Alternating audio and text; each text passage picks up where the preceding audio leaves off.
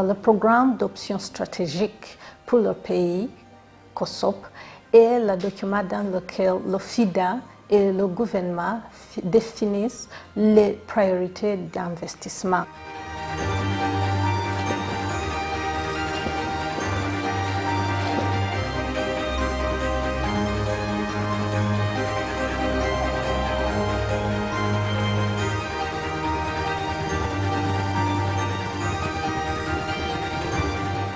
Nous avons pu accompagner les initiatives locales du développement et ces initiatives locales ont porté sur plus de 3500 micro-projets qui ont été financés et surtout la promotion des produits forestiers non ligneux au niveau de la région du Nord où on a plus de 400 PDE qui ont été financés.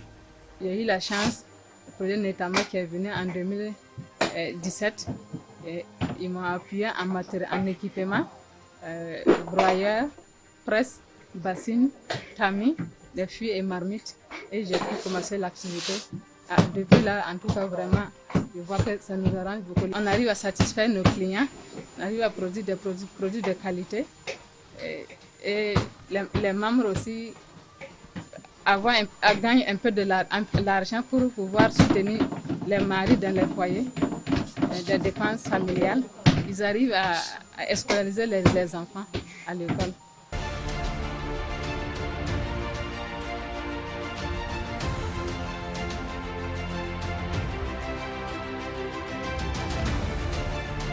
Globalement, il était prévu que nous puissions impacter 200 000 bénéficiaires de façon indirecte et 40 000 bénéficiaires de façon directe.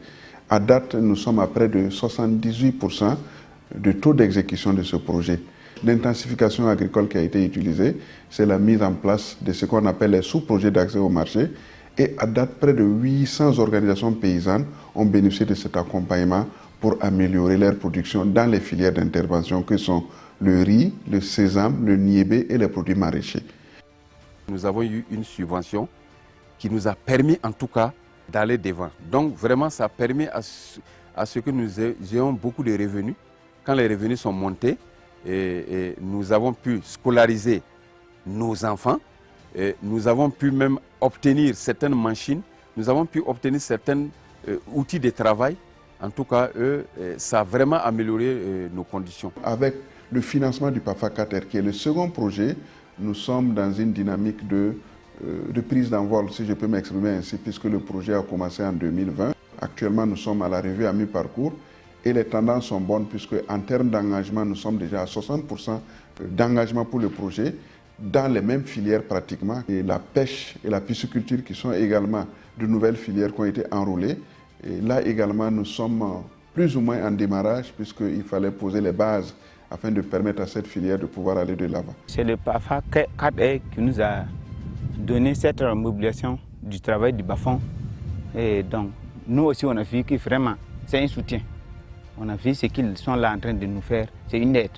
Et c'est mobiliser ma population. Ils se sont levés tous, les femmes et les hommes, et les jeunes aussi, de ne plus voyager ou bien de ne plus aller au site. Et puis on s'est compris. C'est notre première année, vraiment. Et c'est que là, ça va. Tous les jeunes sont là avec la famille, ils sont là pour travailler.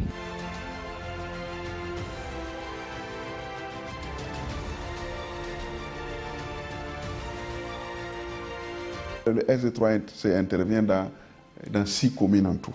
6 communes, dont 2 dans le nord, 2 dans le Sahel et 2 dans la boucle du monde, avec la complicité des agences d'exécution des Nations Unies, notamment la FAO et le PAM. Nous allons accompagner une dynamique de récupération des terres qui sont fortement dégradées et nous allons mettre en place aussi des dispositifs de production maraîchère qui peuvent s'adapter au contexte de changement climatique.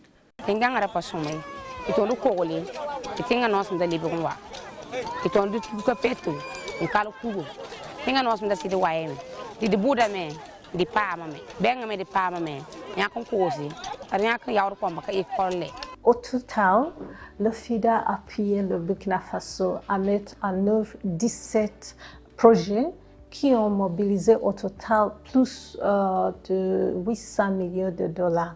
Ces projets ont bénéficié à 623 000 ménages, soit plus de 4 millions de personnes pauvres au milieu rural.